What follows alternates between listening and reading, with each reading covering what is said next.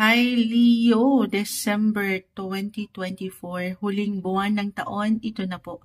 Ang inyong reading, kuha tayo ng ilang guidance, advice, message na marahil kailangan nyong marinig ngayong December 2024. Leo, anong kailangan marinig ng mga taong ito? Message. Leo, guidance po para sa mga taong ito. Mensaheng gabay, anong kailangan nyong marinig? December 2024. Okay, this time, kakat natin to into 3. Kunin lang po natin yung ilang messages para sa inyo. Will be straightforward. The moon ay narito. The Queen of Swords. The moon is in reverse. The Four of Wands.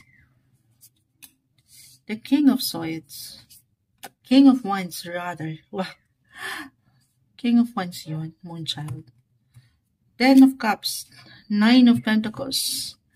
Ang ganda naman. Ang ganda. I-claim na natin ito. Meron kayong ipagdiriwang. Merong kasiyahan. Andito lahat. Kompleto, Ricardo. Merong bunga or patuloy na namumunga ang ilan sa inyo.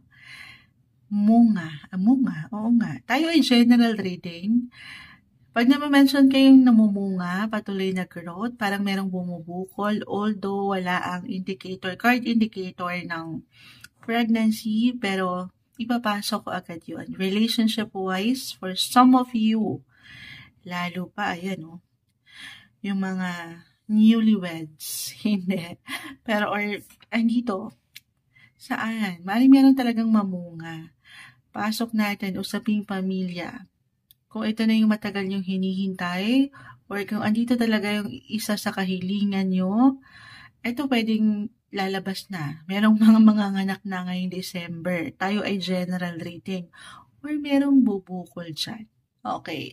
Merong, kumbaga, naipunla nyo na eh. Naipunla. Merong something balita, impormasyon ang parating in regards pregnancy. Yes po, maring merong bagong miyembro sa pamilya ang parating, and it's a blessing, diba? Okay, for some of you na hindi pa ready, then be extra careful. Totoo naman din yan na ang pagbe-baby, ayan, ay isang responsibility. Okay? Pero kung ready na kayo, I feel na ready naman eh. Huwag lang kayo pangunahan ng takot or pangamba. Ulitin ko, andito yung fulfillment, higit kayong mabubuo, higit kayong sasaya. Ten of Cups, the Four of Wands, may something magandang sitwasyon. Ayan naririnig nyo ba? Parang taho na yon dahil umagang-umaga tayo. Time check, 7:30 a.m. Tayo po ay live na live sa ating YT, pero ayan. Pag itong talaga, daytime, may ilang ingay. Ayan patawarin po si Moonchild. For some naman, okay. Since andito na rin tayo, usaping relasyon, pag-ibig, kung kayo andito po sa dating stage, para sa ilan, meron pong proposal tayong nakikita. Kung nagsisimula pa lang, single, it could be love proposal, or marriage proposal for some of you. Okay? At dito higit na mayroong growth sa relasyon. Patuloy kayong, na naman yan, Moonchild? Mamumunga. Ayan, ipapasok na natin yan.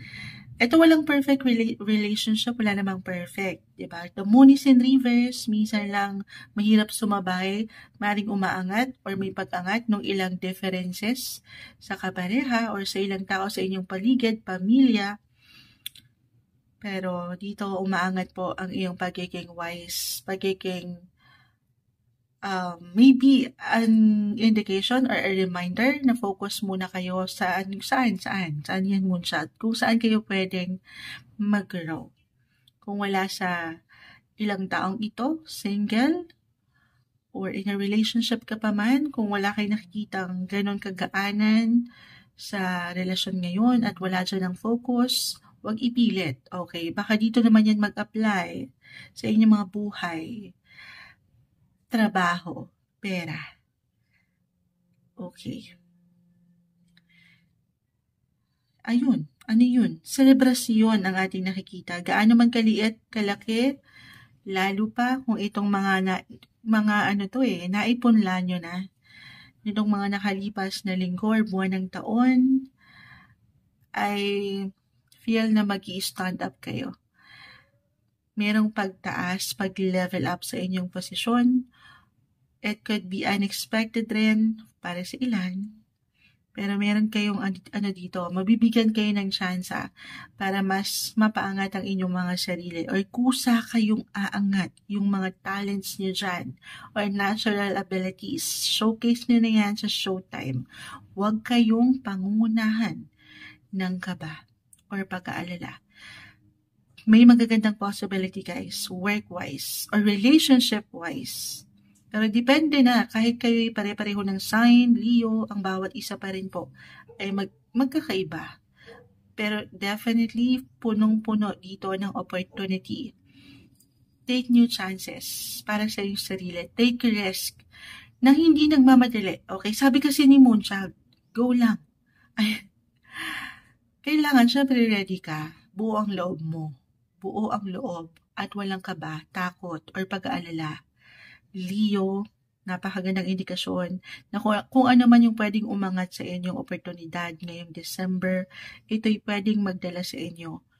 Saan na naman yan, Moonchild? Sa mas marami pang opportunity in the future. Yes po, it could be a breakthrough for some of you. I-claim na natin yan. Lalo pa kung patuloy niyong napaangat yung pagpupunla na kanina ko pang na-mention. Kung alam niyo naman, andito ka lang sa wasto nang walang pagkasobra or pagkakulang, then i-claim natin ang mga offer opportunities na parating sa inyo. Iwas lang kayo sa worries or even pressure sa ilang responsibility, mapatrabaho man o relasyon. Okay, kasi I feel dito, sabi ko nga, King of Wands, Queen of Swords, parang nakadepende ang mga tao sa inyo or ilang tao sa inyong paligid, sa inyong paggalaw or kung ano yung kailangan yung gawin. Nakatingala sila sa'yo. So, stay inspired at be an inspiration. Patuloy na inspirasyon ang aking nakikita. Paangatin yung mga creative side pagdating sa inyong mga passion and affection, buhay, relasyon man, or karera. Ngayong December 2024 para sa inyo, Leo.